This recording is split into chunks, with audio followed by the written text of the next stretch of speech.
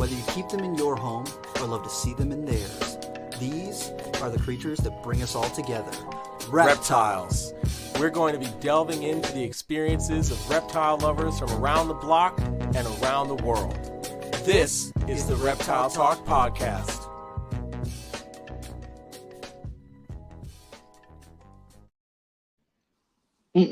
Boom! What's good? What up? How's it I'm going, pumped. dude? I'm pretty excited. This is our first show that we're doing completely remote, where we're not in the same room. That's right. It's very different. So everyone, if this episode sucks, that's why. That's why. Yeah.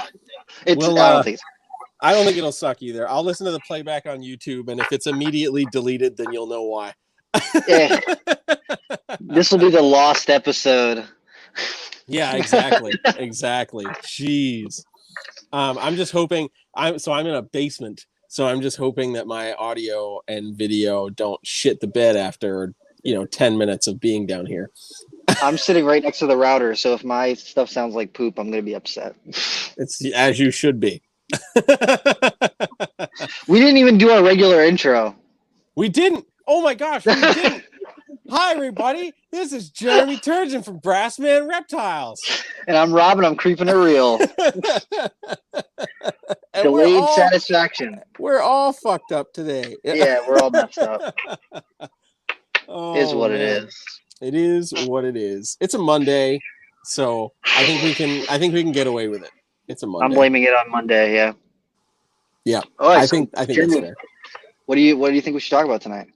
So I think we're talking about something that oddly enough kind of goes hand in hand, and that's kind of the energy within the reptile industry right now, and also the youth in the reptile hobby. And I think it goes hand in hand, I think, because we're seeing a lot of younger people just coming into the reptile industry, which is awesome. But when you certainly see all of the chaos and nonsense that's been going on, especially over the last 5 or 6 months, just as social media really has become the focal point of our lives, it's really easy to get caught in a wave of negative energy, and everybody, especially kids, want to be trolls. So True. So how those kind of play a part of things, and sometimes I like to be a troll too, but Oh no. I think it's really unique what we're experiencing right now, because with everything going remote, people are it feels like we're further apart, but I don't know. I feel like our community is definitely banded together. Since we can't be in person, it's really, we're relying on the internet and social media to be connected and to be close to one another and to share, ideas and what's going on and what you got going on in your facility and what you're producing and, all these different aspects of the reptile hobby. So I feel like there's just like a buzz right now. It's really interesting to me to see all the stuff that's going on. The big push for people supporting USARC, all coming together and doing that. And all the people who are, a lot of people have stepped up to the plate and, organized auctions and donations and all sorts of stuff to help support USARC. And it's been really amazing to see all that going on.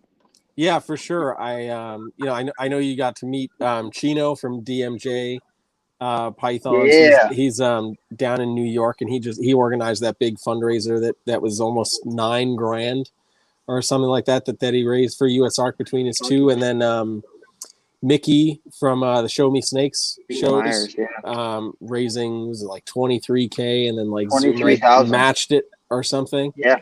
That's wild. So that's huge. Like that's amazing, and that's that definitely shows kind of like the real community aspect of what kind of goes on, that doesn't often get showcased unless you're kind of like in the scene or in the know or anything like that. So kudos to all the people that are doing that and trying to keep that positive wave, and momentum going, because I mean we need it.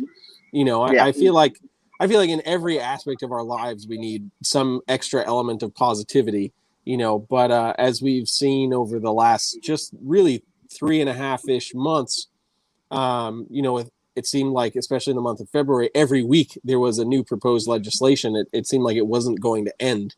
So it's definitely great to see people stepping up to the plate, making their donations to USARK, putting those kind of fundraisers together, and really like pushing people to go look at USARK and understand what that organization does for us. So I think that's definitely a huge positive. Yeah, we had our banners, our USARK banners at Manchester, the Manchester Reptile Expo we just did yesterday. And we had a bunch of people that came up and were like, "Can I take a picture with the USARK banner?" And I was like, yes, please do that. Hell yeah. That's what we need. Do it. Yeah.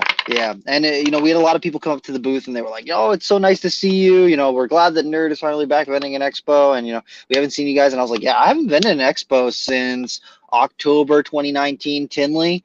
And then the expo that we vended before that was like the New Hampshire Expo that was like at the beginning of the summer of 2019. So We've really not been vending expos. We haven't been going out. We just wanted to wait until it was a little bit safer with COVID and everything. But it was so good to go out yesterday and to see all the people. There was so many, we're talking about the youth. There was a lot of kids who came to the expo yesterday who were just like diehard reptile fans.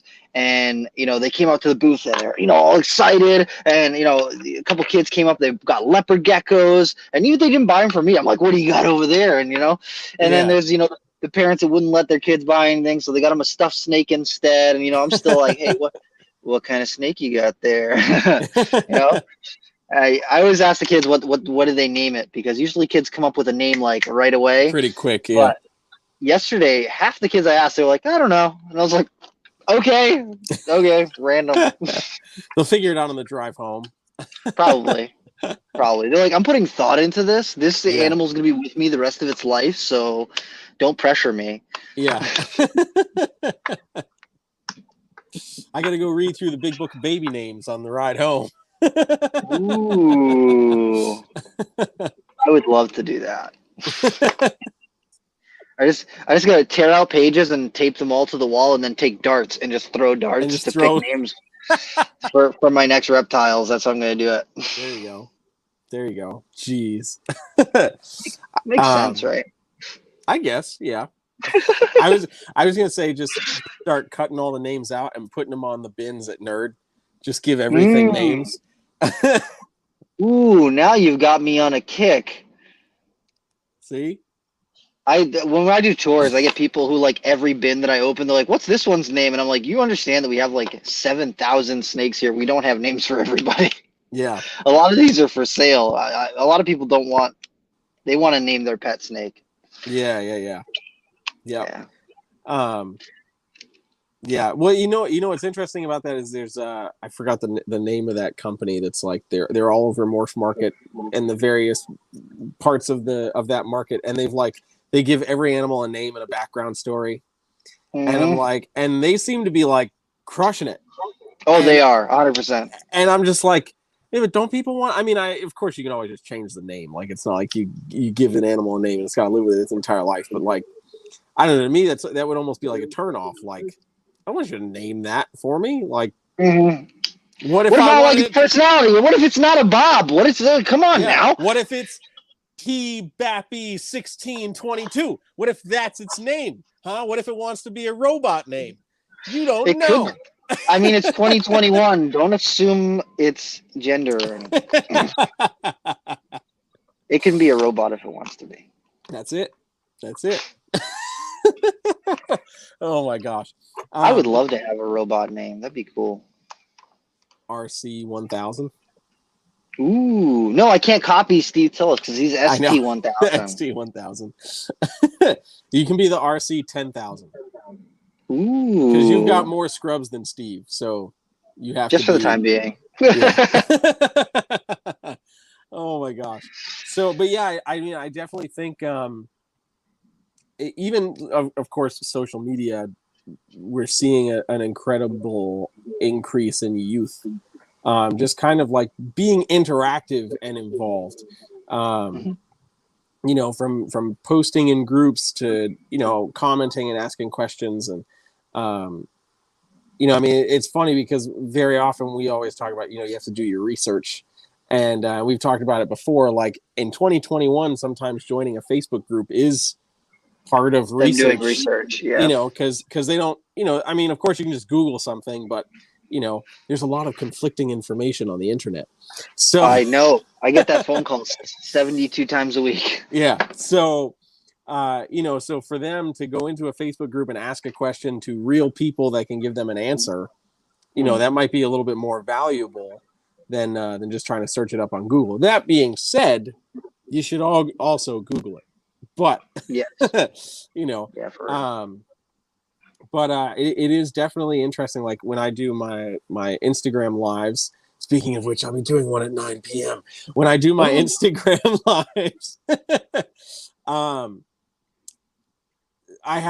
recently I've had like an influx of younger keepers kind of jumping on from that, and I think that's awesome. You know, I absolutely love that. You know, because they're the next gen, dude. I mean, we're getting older. Everybody except Steve. Steve's always forever young. No, So, everybody's getting older. it's true, but until Steve actually finally has his doctorate, he'll forever be young because he's always in school. He might have more hair on his arm than I do, but he's still young. Oh my God. No.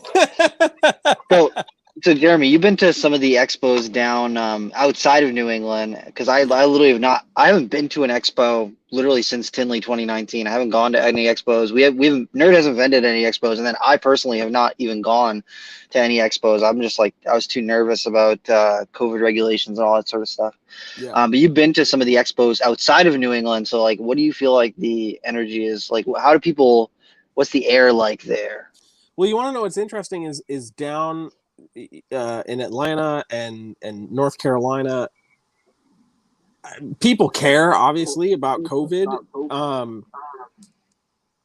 but man, it's just like life as normal, you know, with the exception of the masks and like the 2 hour time breaks, you know, and then like a half an hour break in between. People are just kind of carrying on, and I think a huge portion of that kind of has to go with the fact that down here, like nothing really stopped. Things just, I mean, they slowed down, you know, and maybe like one show got canceled or a couple shows got canceled, but within a significantly shorter period of time than what we have seen up north, shows were happening again.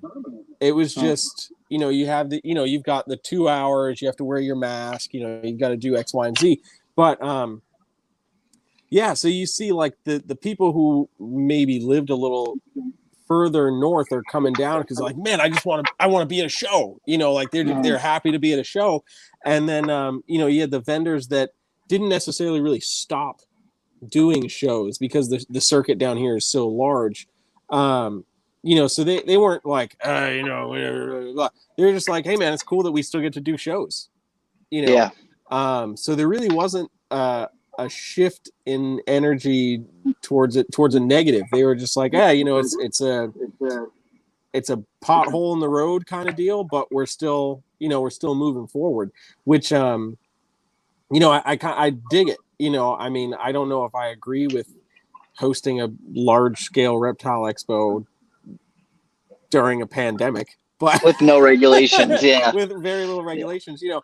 And I mean, I will say that you know, the 2 hour time slots, like they had a cap, you know, so like it was up to X amount of people and then it was sold out, you know, so it wasn't just like anybody can come in and get a ticket for this 2 hour period, is you had to buy it online ahead of time, and once they sold out, and that was it. So there was a cap.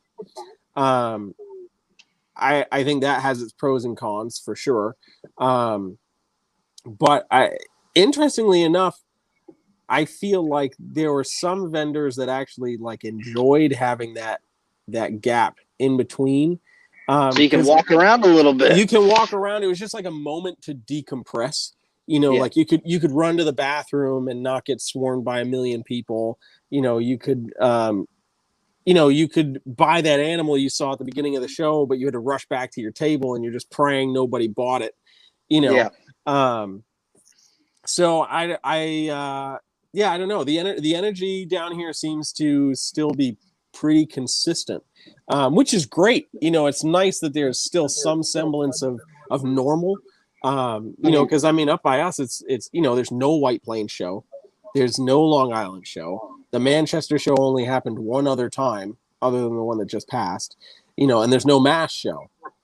So those are our 4 shows up there. In the New England area. So unless you're going to make the drive down to,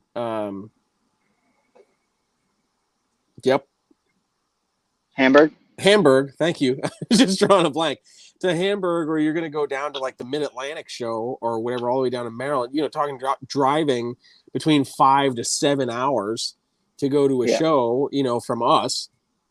You're like, no, I'm not gonna do that because I'm gonna drive 5 to 7 hours for a show that I can only be at for 2 hours, and then drive 5 to 7 hours back. Oh, that would make me so angry. Absolutely not a good idea. If it was summertime, it'd be different because I'd be like, okay, I can go for 2 hours, and then when I leave, I'm going field herping for the rest of the day. Yeah, but exactly. There's no real reptiles. I mean, there's turtles out right now, and amphibians are starting to make their way around and everything, but it's different. It's not the same. Yeah, no, it's true. It's true. Yeah, so I mean, I just think there's a lot of it's just different. It's just different, but I don't think people are necessarily upset by the new normal. I know that there are certain people that are like, man, I just can't wait for shows to be back as they were, no breaks, just let the people in, no limits or whatever. But nobody necessarily felt like they're in a rush for that. They're just like, hey man, we're just happy that we can have a show. Yeah, I feel like that's how it was this weekend. People were just excited to be out. They're excited to, be at an expo, see some cool animals, talk to some people that they know online. I had so many people come up to the booth and they're like, I watch all your videos and I'm like, yeah, hey, how's it going? So it was cool. So I don't know. I felt like this expo more than the last couple. I mean, besides Tinley, more than the last few Manchesters that I've been to or local expos that I've been to. People were excited to be there, and even if they got to wear a mask, people were just happy to be out of the house and doing something that's not scrolling on social media. Yeah, no, exactly that, dude. Exactly that.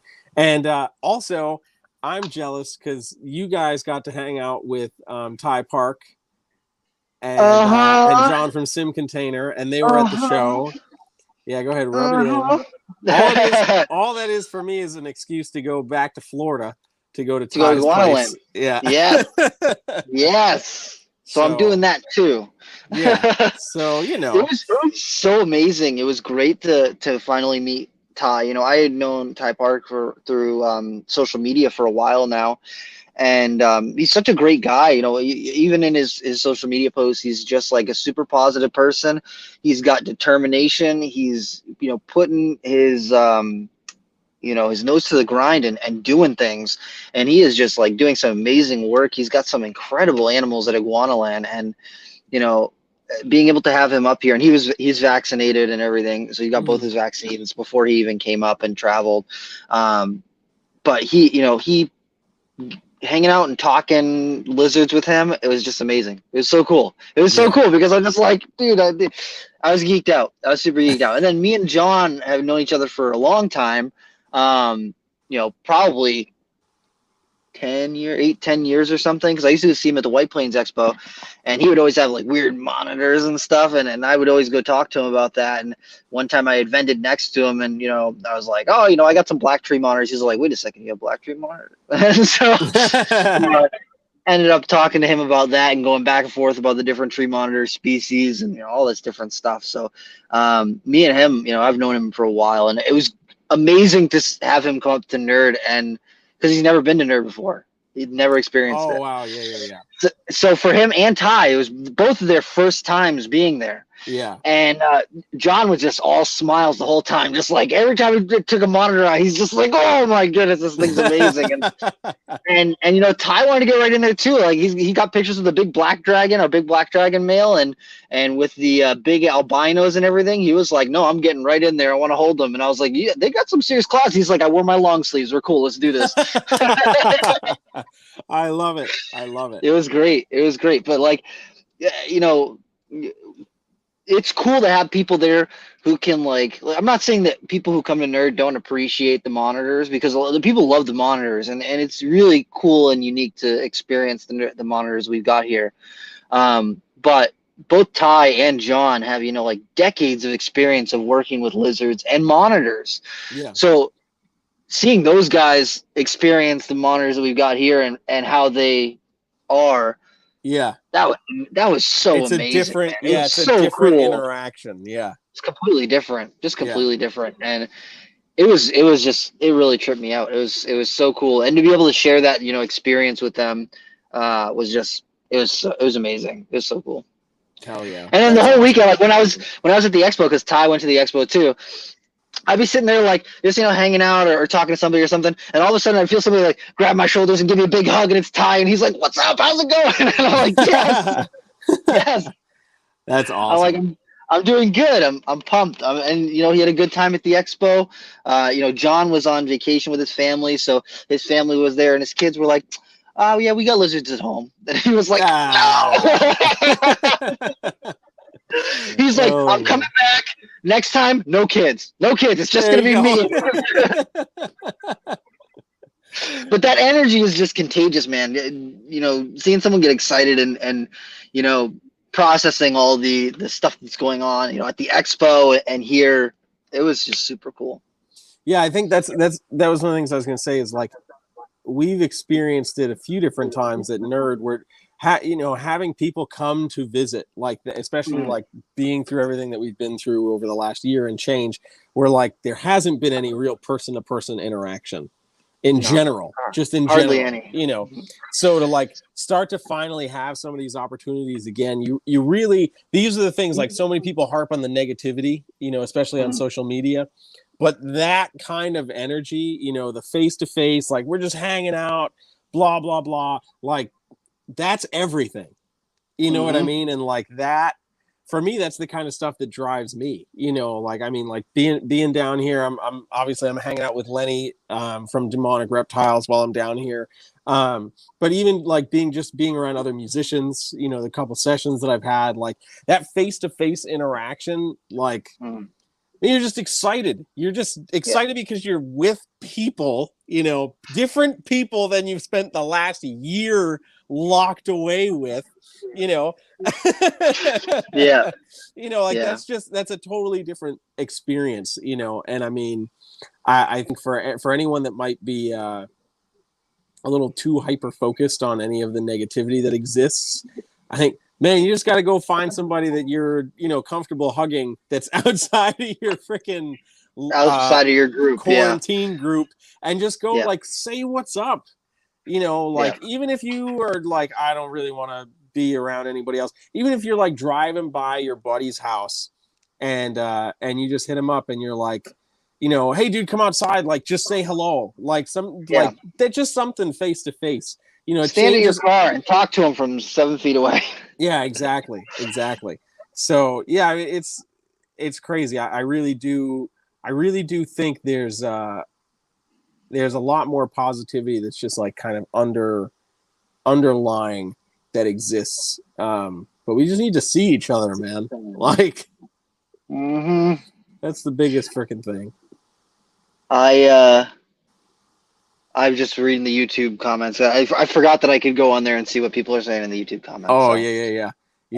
No, they're asking what's behind me, and there's scrub pythons in here, and then there's like some monitors over there, and there's Borneos and stuff behind me there. So you know what there's a variety behind me? Ball pythons. Ball pythons. Yes. Wait, I heard that there's some berms over there too. There's a couple berms. There's a couple retics. There's a green anaconda. this asshole shops at Nerd. You must be balling shit. I can't shop at Nerd. Me either. Oh my gosh, too funny. But yeah, I think that energy wave really is incredibly important. I mean,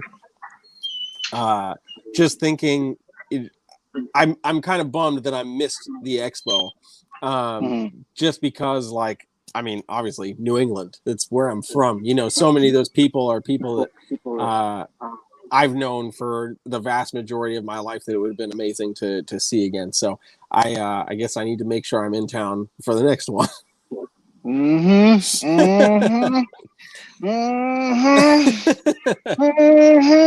Jeremy, I'm looking at you, bud. Yeah, that's cool. I know you missed me, Rob. It's okay.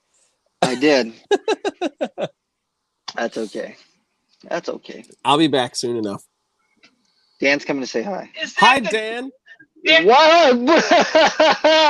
Dan, we're live streaming right now. Jeremy, I got something for you. Oh no, no, none of that. None of that. We can't have any of that on the live stream. Oh, that's okay. He got bit by the Walma. It bit him on the stomach. Perfect. Perfect. Wouldn't Oh let my go. gosh. Yeah, Big meal. it wouldn't let go. Walmas, they got eyes that are too big for their stomach and their mouth. Very true. That's very true. Oh my gosh. That's a painful bite. Oof. Oh man. Oof. Yeah. Rob was live streaming, so Yeah, and I'm live streaming, so I can't help him. Help me. Yeah. He left me alone. I heard him screaming and crying, and I was like, I was crying the whole time. somebody help him. Oh, poor Dan. Poor That's okay. Dan. We'll figure it out. Couple of people, I'm just looking at the YouTube comments too. Somebody's asking if I'm not at Nerd anymore. No, I'm still at Nerd. I'm just away for the week.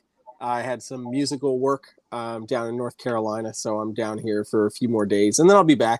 And a couple of people asking about my Super Tiger OGS. We got the rest of the eggs out of her, which is good. She's on a round of antibiotics, and looks like she'll make a full recovery with no issues. So I'm pretty excited about that. So the last big hurdle to get through is just getting her to feed. And then I think we'll be good to go. So after this course of antibiotics, we'll be good to go to give her some food. And yeah, but she's active. She's alert. She's all that other fun stuff, wants to kill us. So, She's not your best friend anymore. She's not my best friend anymore. I got to work a lot on building that trust back up with her. But yeah. Hey, all I'll say is at least she's not a monster-sized retic. So True. I've taken bites from retics that size before, and they suck, but you live. So That's fair. yeah, but yeah. So Rob, what are some of the things that you've seen social media wise when it comes to like the energy and kind of direction of energy, just in the industry as a whole? I mean, right now, I feel like a lot of the groups that I'm in, like the species-specific or group-specific groups, they are really popping right now. People are really posting some interesting stuff. I mean, I sent you earlier that Anery Okatee. I was like, God dang, that thing is nice. It's so cool. I mean, I've never been like a huge fan of corn snakes, but like I saw that Anery Okatee and I was like, this thing's silly looking. It's so nice. But it feels like, so at the beginning of the pandemic, people were just stuck at home, and we saw like this huge burst of people getting new reptiles. And, we did a lot of sales when the pandemic started. I mean, as soon as FedEx allowed for us to ship and do all that sort of stuff, we saw tons of sales because everyone's just sitting at home. So it's like, I'm spending all my time in my house. Maybe I should get a couple more reptiles, or maybe I should get some reptiles. And so now people are starting to raise some stuff up, and they're sharing some of the things that they picked up, and they're really proud of the things that they've got, and that's been really cool to see the amount of people who are like, I've now the pandemic sucks, I lost my job, but it's allowed me to take my time and focus on my reptiles and focus on these things that I'm really interested in and I've got this passion for that you might not have had, the time or the, you might not have been pushed to do that before. But Yeah. now with COVID and everything, a lot of people are taking advantage of it and making the best of a poor situation. And I can't tell you how many people I've seen that are like, no, I swapped over from having a regular job to I do reptiles full time now. It's That's wild. actually very true. I've seen the same kind of uptake in people who are able to work with the animals full time right now, which I think is awesome. Because I think it's important to note on that front that like it's still a very possible thing to do, Yeah. but you have to know what you're doing. You can't Yeah. just randomly go one day and be like, I just don't want to do my job anymore. I'm going to work with snakes all day. And then all you have Oh, is that's a like, bad idea. all you have is like 10 ball pythons that you've never bred before. Yep. Like that doesn't work. But I mean, it was, I think it's quite refreshing to see like, Marshall Mendez building his new Oh my reptile goodness. building and everything like Yes. that kind of stuff. Absolutely love, very inspiring. And Trace Harden too. Trace just Trace, set up. exactly. Yeah. I'm so geeked out watching every little progression video and picture that he's been posting. I'm just like, oh, I need that. I need Yeah. Yeah. No, man, it's awesome. I feel like that's for a lot of people, it's kind of like the dream, right? Is to just work with the things that you love, and do what you love. Be that for yourself or you get a job like at Nerd or just something like that where you just get to work with amazing animals because that's what we love to do. Yep. So yeah, I think that's definitely like a huge push of positivity to be like, look, you can do it, and there's like no time like the present, to make it happen. And, when you're producing some badass animals, and you can make it work, do it, and, I think following people like Marshall and Trace are also a great example that like, it doesn't need to just be ball pythons. Like you can breed other species of reptiles and make a living doing that, and I think that's an important thing to note because it's so often publicized being, all ball python based, which obviously being the most popular pet snake, I'm sure certain sales are easier to make. But, when it comes down to it, some of these people, that are like breeding green trees or whatever, their market is much smaller, but they're able to breed, maybe 3 or 5, between 3 to 10 clutches, depending on what they're actually working with, and make a substantial amount of money. In some cases, the same amount of money that somebody who's got 50 clutches of ball pythons is making. Or more. Yeah. So that's, which is amazing. Like that's insane to really think about just because it's so often just pushed as ball pythons. And then there's people doing stuff like, there's been a huge uptick in people doing gargoyle geckos, like selectively bred red gargoyle geckos. I've seen a couple that are like $2,000-$3,000 gargoyle geckos, and I was like, are you silly? Same thing with leopard gecko. Crested geckos. People going off like Chase from Zengex. Holy crap, man! Every time that guy posts some geckos, I'm like, geez, holy moly! It's amazing. It's really incredible to see. And the lily white morph in crested geckos, it's kind of been at $1,000 for the last several years. And I was like, oh, it's going to come down. And like when it's like $500, there's a lot of people who are going to get into it. And I was like, oh, it's going to take like 2-3 years. They've been holding steady at like $1,000. Like they even dipped down to like $600 at one point, and now they're like back up to $1,000. And they're like a stunning gecko. Like they're worth every cent of $1,000, I think.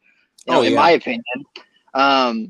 But it's just like, if you would put a little bit of money into buying some nice breeder females or some nice lily whites to raise up, and then get some nice males to put to them, you can make a killing doing it. And crested geckos lay a crap ton of eggs.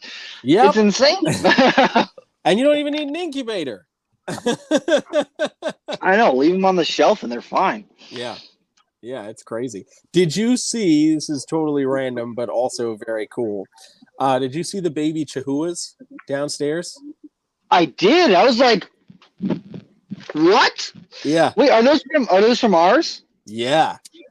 That's awesome. That's really cool. I'm proud of them. Tyler was down there. This was when I was still up there. Tyler was down there and he was spraying that basin because they moved the chihuahuas out of there. They redid it for the basin. So he's in there spraying for the basin and just sees pink. It's like, what is this? Oh my God. Yeah. Yep. That's insane. Yeah. So he sees that one. And so he takes that out and he's like spraying again. And then bink, the other one showed up. And it was like they had just hatched because they were going through their first sheds like right then and there. It was it was crazy. I was like, oh my God, like that's really cool.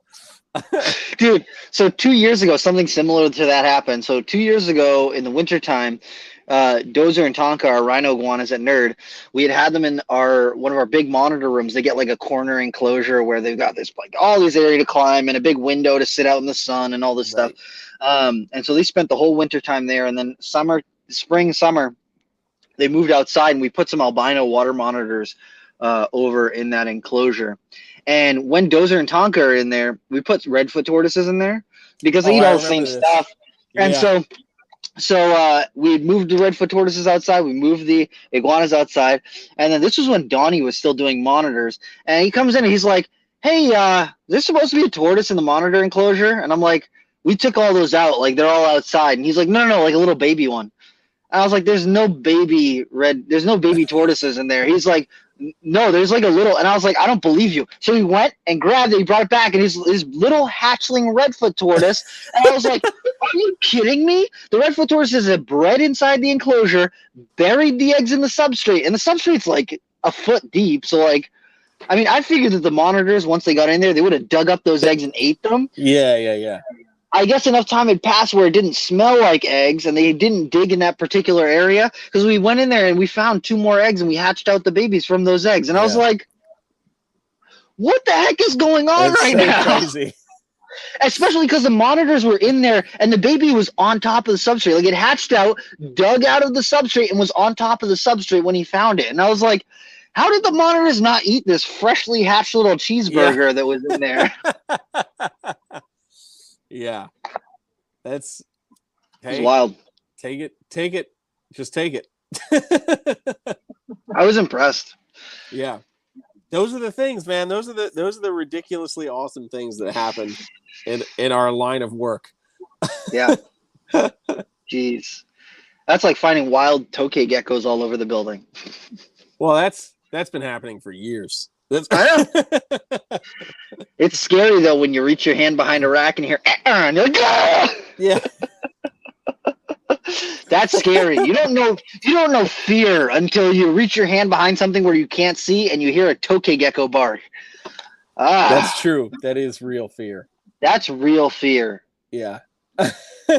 Like, forget heights, forget drowning. That's not scary. Reaching behind a cage and hearing a tokay gecko bark is scarier than all of those things combined. That's very true. To me.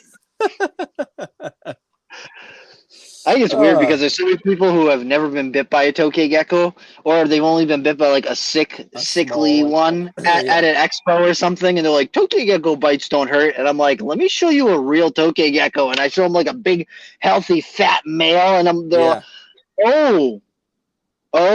Yeah. And I'm like, yeah. It feels like you'd grab a pair of pliers and just like, pinch down on you. Yep. And don't let go for very, very long periods of time. Yeah, for real. The last time I got bit by one, it held on for like 45 minutes. Yeah, you got tokay geckos. You got to make sure that you don't got nothing but time. Yeah, it's true. It's true. Because damn, you're gonna be real upset, or you're gonna be going to whatever engagement you need to go to, and there's gonna be a tokay gecko still attached to you. Pretty much. I used to do it with gloves, so if they bit the glove, I could just like sneak my hand out and then throw the whole glove and the gecko into its enclosure and just come There you back go. later. There you go. And it would still be attached to the glove by the time you came back. Oh yeah, I And had that you're like, happen. why? Yeah, It's been 45 minutes. Why are you still biting that thing? yeah. That's freaking amazing. That's got to be the next thing we get Lucas bit by the next time he comes to Nerd. It's going to be a big Hold on. Speaking about Lucas and Yeah. youth in the hobby that are doing things, he's got green tree python eggs right now, He which is does. like challenging for people who breed green tree pythons. And he's doing it, and his eggs look really good. Like when he first posted them, I was like, that one in the beginning. I was like, don't get ahead of yourself. Just keep focused. Stay, watch them, make sure everything's cool. And he is right on it. And then he posted a picture a couple days ago or something, and they all look mint. And I was like, yeah, what the hell? That's where it's at. Yeah, 100%. Where it's what? I put them on the counter in the house. Yeah. Yeah, no, 100%. And that's one of those testaments to really being dedicated to a project that you enjoy. That you love. Because I mean, think about it. Like, how many teenagers get, and this isn't certainly not a dig at anybody, but how many teenagers get into it and they've got ball pythons, or they've got corn snakes, or they've got, bearded dragons or leopard geckos, and they start breeding those. Not that there's anything wrong with that. Obviously, they all pose their own various It's a good place challenges. to get started. Yes. Yeah. But to have that amount of dedication to where you're like, no, like I keep some of that stuff, but I am like zeroing in on green trees and emerald tree boas and all of that stuff. Like, this is what I enjoy. So to get these animals, raise them up. So you got them as juveniles or subadults. So kind of raise them up to the rest of breeding size, breed them, and go through that entire cycle, having never bred anything else, being around breeders and stuff, because his family's been in it, but never actually doing that work himself, to them breeding one of the trickiest python species to reproduce. Very challenging, and also crush the odds. Like, it's very commonplace to get first time green trees that just slug out and give you junk, or like one egg and a bunch of junk. And I mean, he had everything right, and damn, so yeah, now those eggs are cooking in that incubator, and the question is going to be, is he going to pull a Rob and keep them all back, or is he going to actually sell some things? Here's the deal with Borneos and with green tree pythons and blood pythons and carpet pythons. You kind of want to see, like, after a year, what their color does and what direction they're going to go in. Because, like, a baby green tree python, it's tough to tell what it's going to look like in a year. It is easier to sell it when they're yellow or red or orange babies, though. That is true. Unless he gets really crazy blue ones, because those are easy to sell. That's true. But then he probably would keep them all. I mean, that's what I would do. Yeah. I got so many people who are like, hey, when Janet has babies, you need to sell me one. And I was like, first clutch is mine, sorry. All those babies are mine, unless they're all boys. That's the only way that I'll sell any. Yeah. Other than that, everything's mine. Now you just jinxed yourself, though. I don't care. First clutch is going to be boys. That's fine. I already know where they're going to go if they are all boys. So that's fair. That's fair. They're special animals to me, so. That's true. That is very true. So shout out to Lucas. For real. If you guys don't know who we're talking about, it's at Cobra Keeper Jr. on Instagram. Go check out what he's doing, because he's doing some good stuff, and it's just the beginning for him. Which is awesome. Speaking of Lucas, though, that brings me to kind of circling back to like energy in the industry and how this kind of impacts youth. I mean, as much as there is positivity that we've seen that does exist in the industry, it's unfortunately still become very, very easy to find some drip of drama and negativity that that often will literally just scare people away from the industry, and it certainly sucks. Like Lucas had just posted something on his Instagram story about like, I need to just like step back from social media for a bit, because I don't really know how to deal with like just everything that I see is somebody's attacking this person, or somebody's going off about this or going off about that, and it's like, aren't we supposed to be like in the hobby together because we just like these animals? Like, what's the deal? And unfortunately, it's a really common way to lose people, in the industry, especially those people who are like brand new and they really don't know anything, where it's like they have a bearded dragon, they got the setup that they think is correct, and they post a photo of it and maybe something is wrong. And then people just like jump down their throat, and it's like, man, they just wanted to be a reptile keeper. They wanted to be a beardy mom or whatever, It's a challenge. But unfortunately, it's a lot of times it's adults that just think they're the best thing in the world. And it's like, dude, we all started somewhere. Everybody knew nothing at one point. Yep. Hell, who the hell was I think it was like Brian Barczyk on one of his podcasts was talking about another old school herper that like the first time they bred Burmese pythons, it was like 4 clutches produced before they figured out how to incubate the eggs. So 4 times there were eggs on the ground of captive bred Burmese pythons, and 3 of those 4 clutches went to shit because they just didn't know how to do anything with this. So at some point, everybody knew nothing. When it came to this, and granted, there's a lot more research and easily accessible information on the internet than there was, back in the 80s and 90s. But it still doesn't negate the fact that like people need to learn. And nobody liked that teacher that was an asshole in school, or, marked up everything you turned in with red ink, rather than actually just like had a conversation with you, and be like, hey, you should look at it this way or whatever. Same thing applies, man. Like, I'd rather see somebody post something that's messed up and then shoot them a DM and be like, hey, saw your post, so glad that you're keeping reptiles. I noticed that, this aspect of your enclosure isn't necessarily the greatest. Here's a couple things you should check out, to kind of help enhance the life of your animal and your experience with that animal, because at the end of the day, if you get hit with a bunch of people like shitting on you for something you're doing incorrectly, and B, because that thing that you were doing incorrectly now potentially got that animal sick, you've dealt with all the douchebags and then potentially losing your animal just because you didn't know something, and that's, if that was me, I wouldn't want to like do anything else. I would be like, all right, well, I tried it. It's not for me.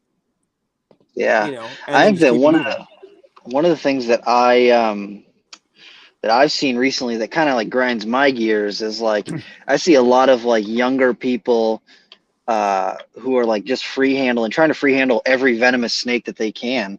And I'm like, you're 17 years old. And they're like, well, I've got experience. I'm like, how much experience can you have at 17 years old? Like, I get it. I've been watching lots of snakes and stuff. I watched Steve Irwin and all this stuff. And it's like, yeah, there's cool. You've watched a video of people doing things. That's different than like hands-on experience of understanding animal behavior and psychology and all this stuff. And those kids, I mean, they do catch some heat, but it seems to just fuel them to do it more. And almost all of them have been bit, and it's like that's not something to be proud of. And it's like, they look up to people like Tyler Nolan or Chandler or whoever that just does the free, or Will Nace, and they just want to do that. And it's like, I remember thinking I was invincible when I was a kid too. I remember that. I'm not gonna crap on that. You know, that's part of being a kid and doing dumb stuff. You know, everyone does it. You know, I didn't drink or do anything like that when I was a kid. You know, I did play with big snakes and I can go out like all kinds of stuff with, you know, reptiles and everything. So I mean, yeah, if it's not one thing, it's another. Yeah. But you know, people have to. You know, that's something that discourages me as a keeper sometimes, is seeing these, you know, 16-year-olds or 17-year-olds, and they just want to free handle everything, and they're like posting pictures online and all this, that, and the other thing, and you know, I don't have as much respect for those people as I do when I see someone who's 16 or 17 or 18, and you know, they're using a hook or a tool or something just to, even if they're tailing it. Like I'm cool with tailing stuff. That's fine. That's something you got to do that Yeah. sometimes. But I have way more respect when I see people doing that online than the people who are like, I need to put it on. Look at how close it is to my face, and I'm like, what do you think that you're proving? Like, I don't understand what you think that you're teaching people, because there. And then the first thing they hit you with is like, oh, I'm showing people that snakes aren't scary, and it's like, that's not how you do it, though. Yeah. Like Yeah. that. Yeah. There's a Most very of the different way people, to do that. yeah, most of the people are clicking to see if you die. Yeah. I hate to be blunt about it, but like half those clicks are people waiting to see when you die, and that's kind of Yeah. like bleak. That's bleak for me. Like, I don't want people to watch my shit just so that when I get bit, they go, well, I knew that was coming. And if you like all those, I'm not gonna say all of them, but a lot of those people who do the free handling stuff, they've been bit. It just is what it is. It's part of the beast. If the people want to take that risk, you know, you can play Russian roulette for 15 years, but all it takes is one time, and Yeah. that's it. Like, No, that's that's all it is. I think that's exactly it. I definitely think that's exactly it. Yeah, I've definitely seen that same kind of stuff, and it's like, dude, you know, I remember having a conversation months ago with one of those kids who posted a video clip free handling a Southern Pacific rattlesnake, and I was like, Oh, that's a bad one to get bit by. yeah, I was That's like, a real bad one to get bit by. yeah, and I was like, oh my god! Now, mind you, the snake was very young, probably like a year old at most, Still. and the person, well, no, but the response when I was like, why would you, what are you doing? And they're like, well, I've raised this snake, I know its It's a year behavior and old. blah blah blah, and I'm like, the snake's a year old and doesn't even know its own behavior.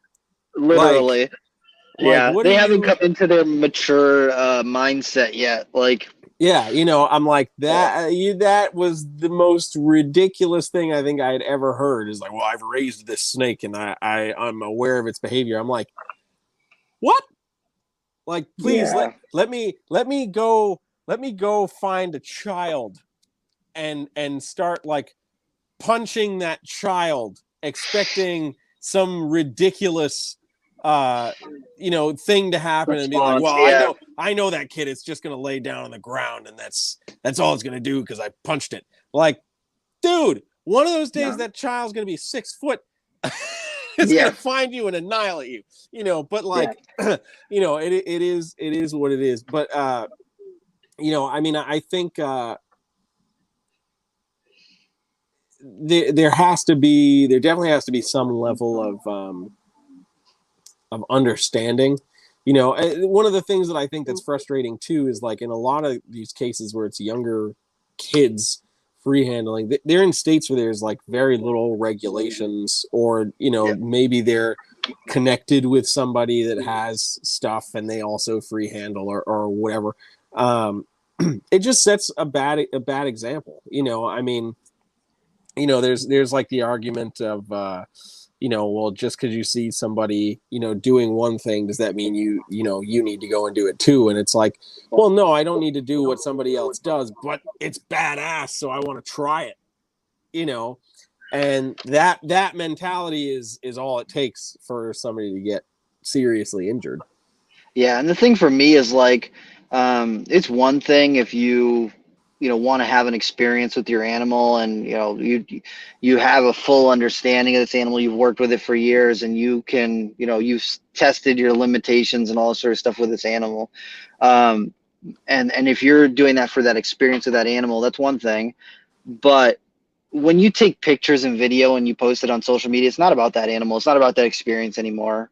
It's about you trying to boost your ego, trying to show, look at the thing that I can do that you can't do, or, that's what they think they're doing. But for the people who actually understand, snake psychology and snake behavior at a more advanced level, you're not doing anything that hasn't been done before. It's very rare that you would do anything that hasn't been done before. That's all it breaks down to. And you're just doing it for your own ego. I know a few people who keep a lot of venomous snakes and they free handle, but they literally don't take any pictures. They don't post any pictures or video. They just do it because they have an understanding with, a specific animal in their collection. They've had it for years. When they move it, it responds better to, a gentle lift and being hooked and then placed someplace, as opposed to, just using it on tools or whatever. Yeah. And that's on them. I mean, I don't have any issue with that.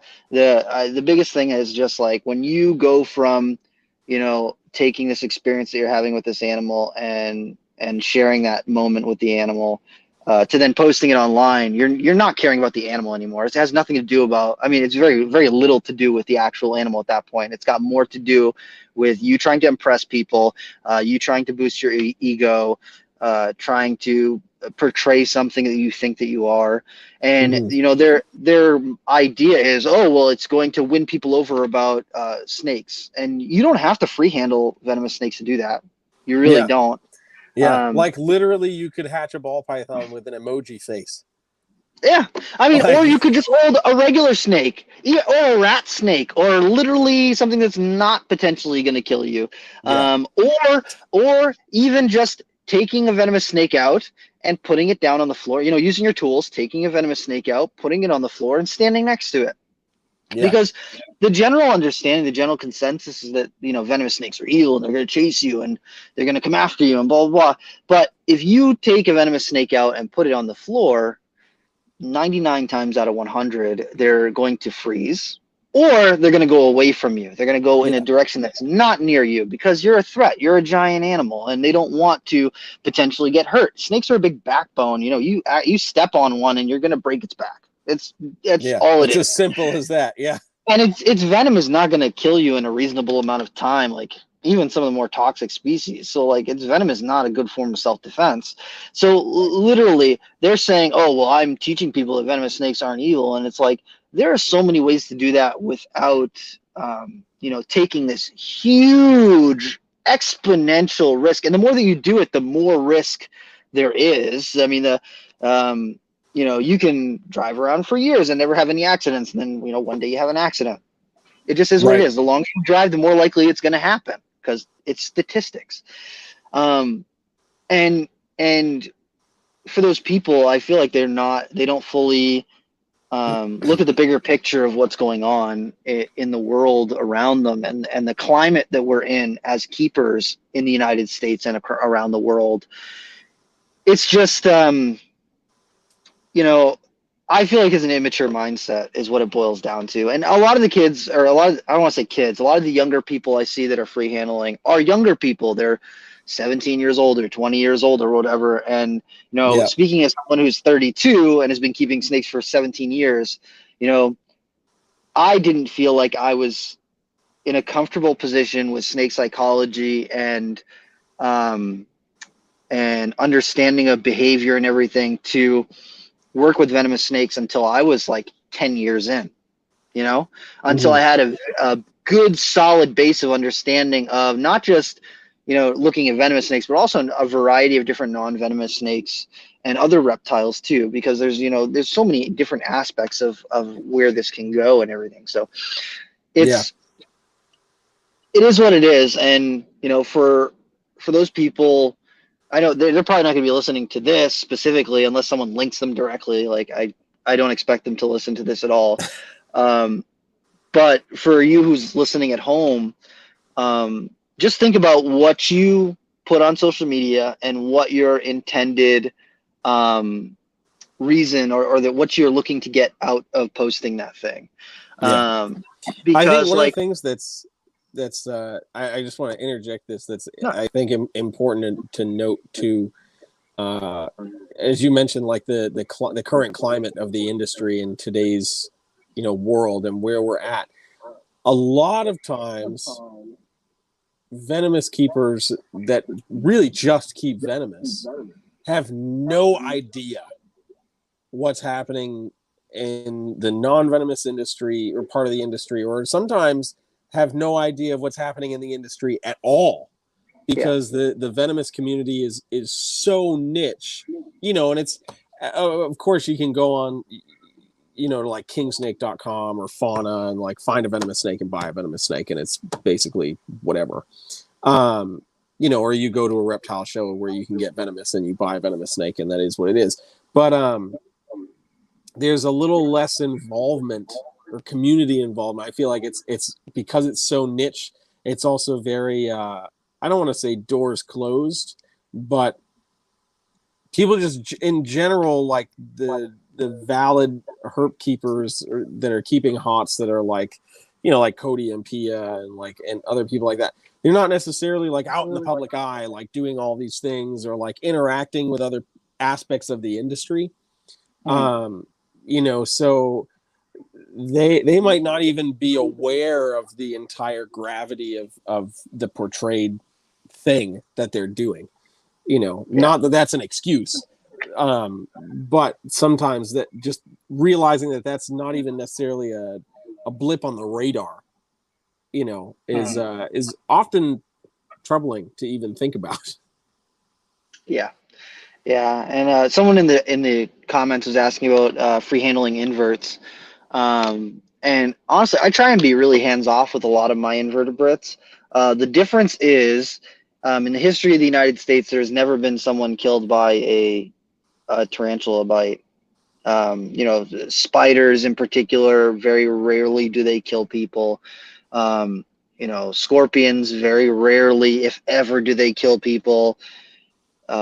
Centipedes, same thing. I mean, you do take a calculated risk. I don't like seeing people who just post pictures of them handling their invertebrates, because again, it makes it less about the animal itself and more about the person and their ego and what they look at me, look what I can do, blah, blah, blah. Saying that, I have handled a lot of the things that I've kept, not always on camera. I work with a decent amount of invertebrates, and I have over the last, 25, 30 years, pretty much my whole life. And, it's a little different to me, but it makes me feel similarly when I see people who just post pictures of them handling, potent spiders and stuff. I'm like, there's no gained value from that, really. I mean, it's very minimal value that people get, because if someone sees you holding a tarantula, like a rosehair tarantula, they think it's just as crazy as you holding a black widow. Like, their understanding is so skewed that a rosehair tarantula that's harmless is equated to a black widow that potentially could be deadly if you don't get medical attention or you have a compromised immune system or something like that. So the way of risk versus what you get out of it is a little bit different with the inverts, in my opinion. Especially with like the rosehair tarantulas and stuff like that. I handle those on a regular basis to get people over their fear of tarantulas, but the majority of my inverts I don't handle. I don't really see the need to. I use catch cups, I use tools. I try and be as safe as possible. And you know what? Just throwing that out there and saying that, and then I'm admitting that I have free handled stuff, and even some stuff that I wouldn't recommend that other people free handle, like Poecilotheria species, like the Indian ornamental tarantulas and some of the other ornamental species.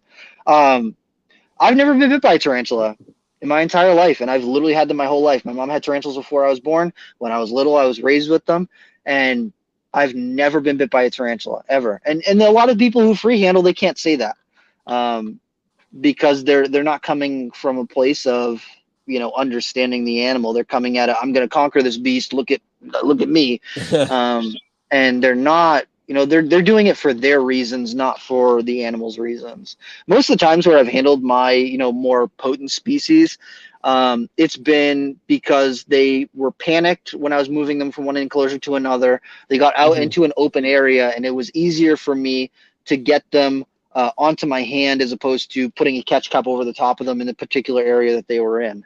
And, you know, I'm not going to say that I know more than other people when it comes to handling those sort of things.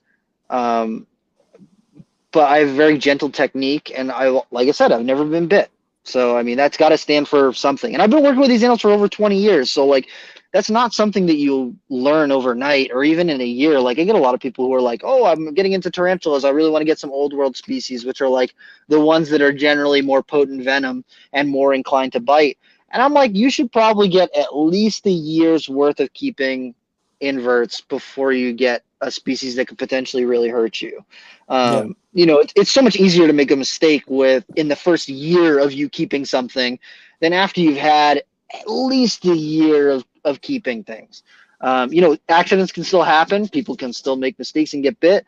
But if you have a better understanding, you know, I get to see a lot of people the one thing that grinds my gears with the invert hobby is people get in and they go from like no spiders to like 500 spiders. Like, I'm exaggerating a little bit, but like 0 spiders to like 50 spiders in 2 months. And they haven't raised tarantulas for all that long. They haven't understood their behavior, or, you know, I mean, you get used to feeding them and watering them and blah, blah, blah. But like, there's things that you learn 6 months in, 8 months in, a year, 5 years in, that you just are not going to learn in the first 2 weeks or a month. It's just, it is what it is. Yeah. It is what it is. I feel like part of that too comes from, you know, that first like couple weeks to a month, and maybe even the first couple months, there's still that like level of like, you're just like, oh man, this is such a cool animal, you know. And then after that, not to say that the shininess goes away, but like you're like, okay, like I have this animal, and then when you're looking at it, you're looking at it from a different perspective. Instead of looking at it as like, look at this cool, you know, crazy spider or crazy reptile or whatever, you're like, oh man, it's really interesting how this animal does blank, you know, during the day or whatever. You just start to look at it from a different lens. Yeah, you know, for people who are wondering what I'm talking about, or you know, they're like, well, I got into it. If you've been keeping anything over a year, think about where you were a year ago and what your understanding of those things were a year ago, or even not even related to reptiles. Think about the things that you didn't know in your life a year ago. Think about how much your life has changed in 1 year, and then relate that to your understanding of the animals that you keep. And just let that soak in for just a minute. Like, pause your tape right now and let that soak in. And then think about where your life was 5 years ago. And all the things that you didn't understand 5 years ago. And then bring that back to where you're at right now. And then think, waiting 6 months is not going to kill you. It's not going to, I mean, statistically, not waiting the 6 months is more likely to kill you than waiting the 6 months when it comes to venomous stuff. You know, people get so caught up in the excitement and you know, these animals, they bring up feelings in you, and they bring up this like deep, like emotional, psychological something to them. And it's very easy to get caught up in it and just be like, I need to envelop myself in this. But if you can use your rational brain, and, you know, I really like that example. I've never put it like that before, but just thinking about, you know, all the things that I thought I knew 5 years ago, and now I look back and I'm like, what the hell was that? That idiot, the dumb one over there, him? And I was, the dumb idiot from 5 years ago, him? Yeah. And then I look at it now and I'm like, I have a much better understanding, but I know in 5 years ago I'm going to be going, that guy. Look at that guy. Yeah. And that's the goal, though. I mean, but you know, people, when they get into, you know, any of these animals that are more advanced or you know, potentially dangerous, it's worth taking the time, breathing, thinking about it. I was talking to some of the guys today at Nerd about you know, wanting to get scrub pythons when I was younger. When I was 18 years old, I used to see scrub pythons for like $200 at the Expo, and I was like drooling over them. And the guy at the table was like, "I'll cut you a deal. I'll sell it to you." And for me, I was just like, I know I was living at home with my parents, and I was like, I can't justify, getting this animal and then, having to sell it. Like, to me, that would be like gut wrenching. Like, I just love scrubs so much that I turned down a lot of scrub pythons back in the day because I was just like, I don't want to, do wrong by this animal. I don't want to, I don't want to have to get rid of it if I get it. If I'm going to sell any scrub pythons, I want it to be on my terms. I don't want it to be some external factor that is, neither here nor there. And, it paid off. It paid off because I waited probably 8 years to get my first scrub. But before, from my first time seeing one in person to getting one of my own, I waited like 8 years.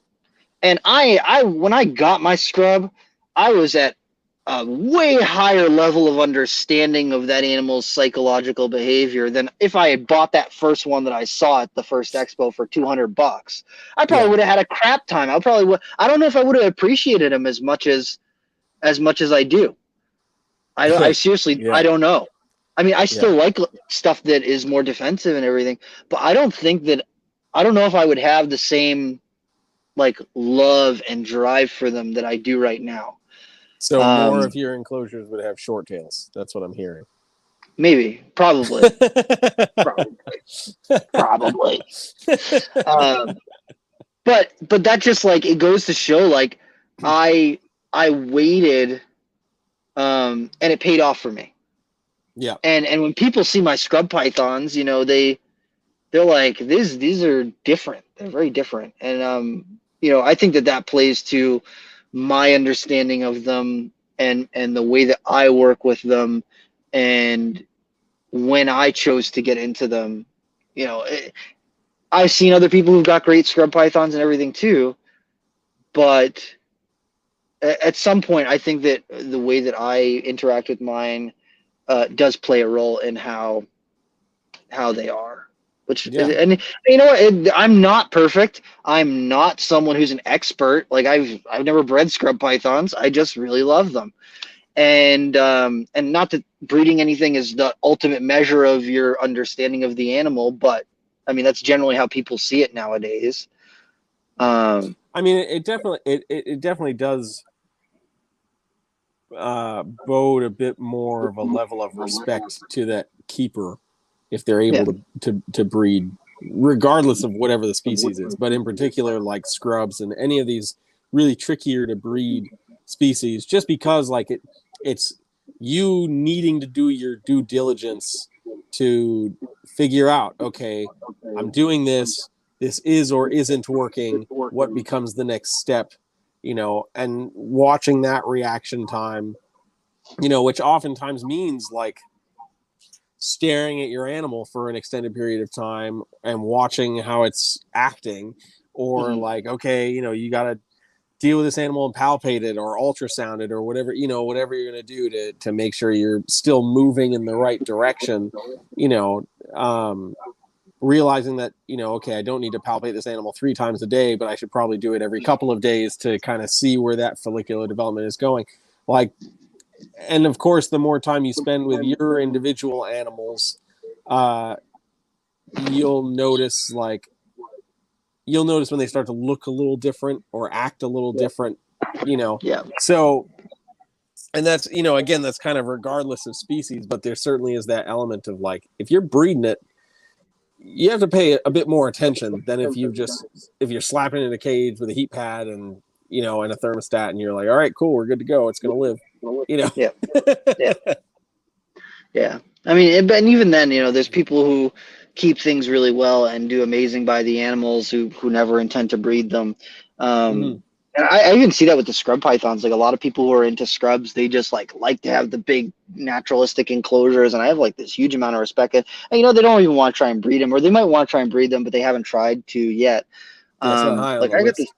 Yeah. And, that I like that. I like seeing that because it goes to show where their mentality is. They're not coming at this as a, look at this thing. I find that a lot of the people who keep scrubs do it to be humbled by them and to, they look at it as like sharing their space with this animal as opposed to like, hey, I got the snake, like it's a little different. I don't know. Yeah. Yeah. I mean, I could certainly see that. I'm not a huge scrub guy, but from the few times I have been able to interact with them, it's definitely a different experience than just about any other snake. It's fun. So sure it is.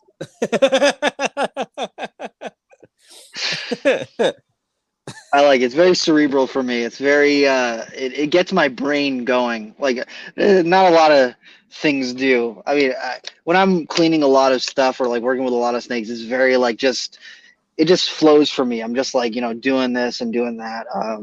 When I work with scrubs and like a couple other species, I'm like always thinking about what's going through their brain and what is next and what the next move is and their muscle tone and how they're holding on to you and all this different stuff. And I love that. I love that. Yeah. Hell yeah, dude. All right. It's that time, dude. It is. So it is that time. Rob. Yes. It's time to answer the question. Hold on. I need to pull up. I want to make sure that I don't get their account wrong. Okay. Well, while you're looking up the account, I'll ask the question. So, Rob. Yes.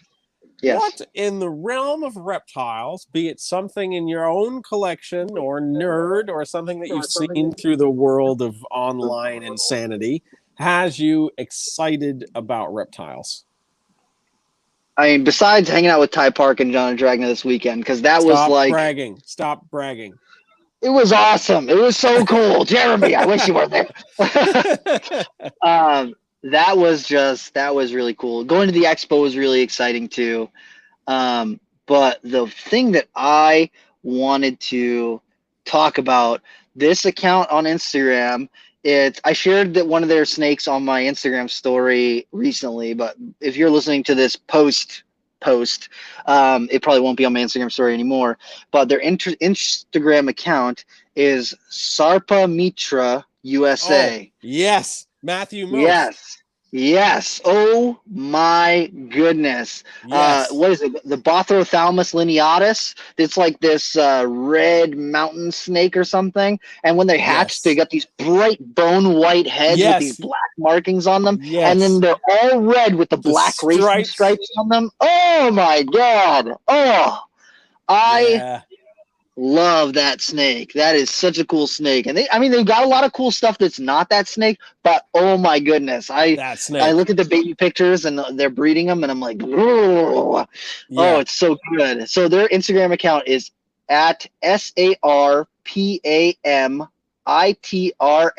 USA and check them out because hold on, I'm gonna steal it from Brian Barczyk. Whoo doggy. That word Sarpa Mitra or whatever, it means something relating to snakes. I forgot what, because I looked it up a while back. I forgot what it meant. But yeah, dude, he's got some super cool colubrids. Yeah. All right, Jeremy. So what has got you excited about reptiles right now? Oh man.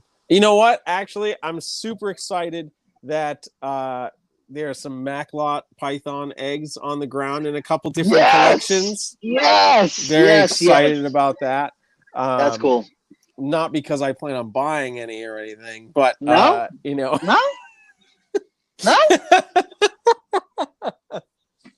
Maybe a handful or 10. Two handfuls of them. Yeah, 2 handfuls of Maclot pythons. But also excited at the fact that there's they're not all from the same person and they're not all from the same lineage. So so that makes me even more excited at the prospect of buying a couple handfuls of them. They're not all the same bloodline. So unrelated. Exactly. I kept Maclots years ago and actually, you know where my original pair is? Did I ever tell you where my original pair is? I don't know. My original pair went to Barczyk. Oh, damn. Yeah, years I didn't know that. years ago. Yeah. Hmm. Yep. So the snake bites videos and I think like early vlog videos, those Maclots pythons, those were mine. Those were my big adults. Never bred them. I didn't necessarily even have an iota Oh, of what you how were to doing. breed Maclots pythons, but I absolutely loved them. Yeah. So I'm very excited about that stuff. That's awesome. Yeah, buddy. All right, Jeremy, I'm- if people want to find out more about you, where are they going? They can go everywhere. At Brassman Reptiles. Facebook, Instagram, YouTube at Brassman Reptiles, Twitter at Brassman Rep. That's it. I always think I'm forgetting one. YouTube. The Brassman Reptile. YouTubes, hi YouTube. Make sure Oh, you go no. subscribe to me at Brassman Reptiles, where if you're just listening to the audio of this podcast, you can also catch the video on YouTube at Brassman Reptiles. There's a playlist, the Reptile Talk podcast playlist. And yeah, you can check out some fun videos of me and Rob being me and Rob. So, Rob, where can people find more on you? On Instagram at Rob is Creeping It Real, and on Twitter at Rob is Creeping, and then on YouTube, Rob is Creeping It Real. We will catch you guys next time. See ya. Later.